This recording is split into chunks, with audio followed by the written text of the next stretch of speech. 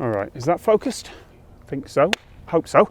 Good. I haven't got long. It is the end of the day. I'm losing the light. I've got to drive on and then catch a flight soon. So I'm going to tell you a story, but I have not been able to work out how much of it is true. And that's okay, and I'll tell you why that's okay, but it does put me in a bit of a difficult position because everyone that I've met here in Wichita Falls, Texas, has been lovely. And this is a great story that sends tourists to their town. So, with that said, this is the Newby-McMahon Building, the world's littlest skyscraper. It's not much of a skyscraper, it's only 4 stories tall, and its footprint is so small that it is barely usable as a building. Now, the legend goes that back when Wichita Falls was an oil boom town, 1918, there was a massive construction rush. Investors were pouring money into new downtown buildings, confident that the town would be prime real estate for decades to come. Unfortunately, it wasn't. The boom was followed by a bust and by the Great Depression. But this building caused its investors more trouble than most. It cost $200,000, which is about $3 million in today's money. And the investors thought that it was going to be 12 times as tall because the blueprints they thought were marked in feet were actually in inches. No one noticed the little extra mark next to numbers on the plans. So the new downtown skyscraper turned out to be only 4 stories tall, not 48, and so narrow it was almost unusable. The developer, J.D. McMahon, ran off with most of the money, all that was left over from only having to construct a tiny building, and a local judge ruled that the blueprints were accurate. The investors had got exactly what they'd signed off on, exactly what they paid for.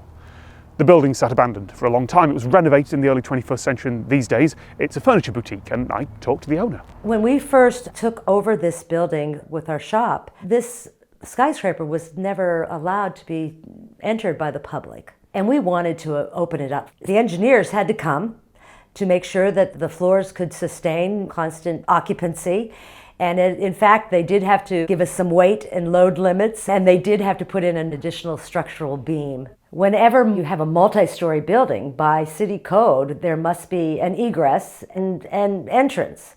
So they had said, well, we must have at least 2 staircases to allow for that. Well, if this building had 2 sets of stairs, it would literally be a building full of 2 sets of stairs, and there would be no defined space whatsoever.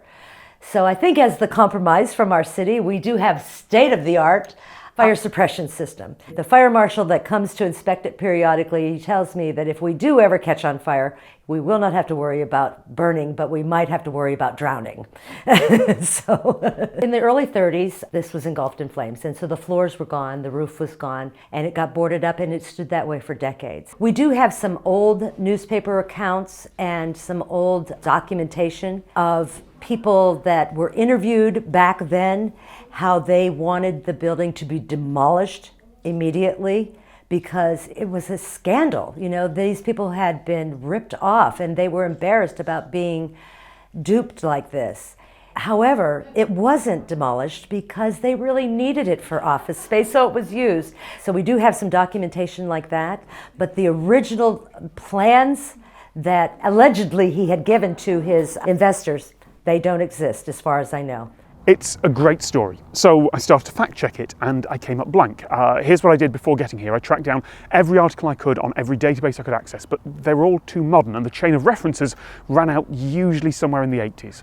There are references to a Ripley's Believe It or Not panel from the 1920s, but I emailed the archivists at Ripley's and they said their archives are incomplete. They don't have a copy of it. No one has a copy of it. And look, if we're honest, Ripley's Believe It or Not is not a reliable primary source. So when I got here, I went to the Wichita Falls Library over there. Thank you so much to all the librarians who helped.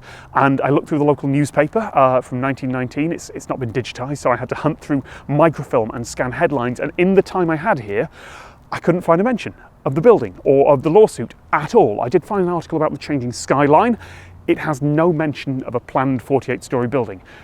So it feels like the real estate scam and the lawsuit after should have been all over in the news when it came out, surely, but maybe I missed it. Maybe it was too small an article. In boom times it might have been, or maybe I wasn't looking at the right dates. And look, this is a ridiculous building.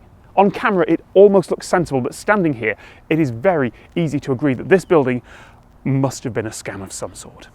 So, if I was to place a bet, I would say the scam part is likely. The fact that someone came along in the middle of boom times, sold a dodgy building to gullible investors and ran off with the proceeds is very, very plausible. The inches instead of feet detail of the story, though, I just don't know. Surely the investors would have noticed that the giant skyscraper only had 4 floors and a couple of windows. Surely they'd have questioned the plans. So maybe that was a joke from the townsfolk a century ago that got reported as fact. Or maybe the investors were off in another state and never got a closer look at the blueprints. Or maybe it's true and they were taken in by a smooth-talking scammer. There is a plausible answer for every skeptic's question about this, and I am not saying that the story is false, just that I can't find primary sources. I can't find anything from the time that is evidence for it or against it. And if you can, don't tell me. Write an article, post somewhere authoritative, take a picture of the old newspaper and tweet it out, update Wikipedia. I've reached the end of what I can do, but that's fine. And here's why it's fine, because this is folklore. This is a trickster story. This is the same thing that appears in mythology from around the world and across time. If you think you've heard something like this before, you have. There are a lot of stories like it. It's the monorail episode of The Simpsons. All those news outlets and blogs repeating and emphasising the tale. That's our modern oral tradition. That's passing on stories person to person to person. In a world where making up complete lies to get ad revenue is a viable business model, this is kind of charming. It's a story. And as long as those articles say, according to legend, or the tale goes that, then I think that's fine. We're human. We see things as part of a narrative. Margaret Atwood wrote, in the end, we'll all become stories. And yeah, this is a really good story. All right, I hope that worked, because I've got about not enough time to get to Dallas. All right, let's go.